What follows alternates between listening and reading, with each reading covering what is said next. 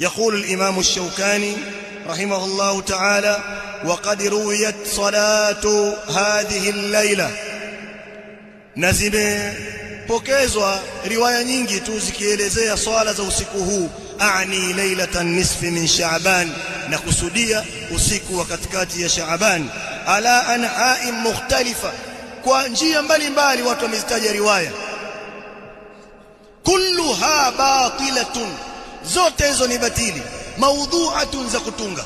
Hadithi zote zinazoelezea fadhila ya nisfu Shaaban ni maudhu'a, za kutunga.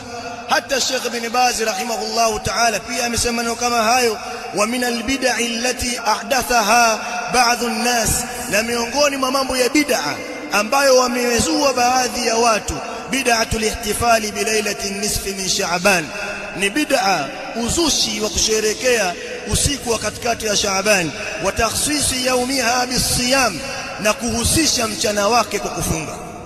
Usiku wataswali, mchana watafunga. Walaysa ala dhalika dalilun yajuzu li'timadu alayhi, na hakuna katika hilo ushahidi, hoja, dalili yoyote ambayo inafaa kuitegemea. Waqad warada fi fadliha ahadithu dha'ifatun, na zimekuja kuelezea fadhila za usiku huo hadithi nyingi dhaifa, la yajuzu li'timadu alayha, haifai kuzitegemea.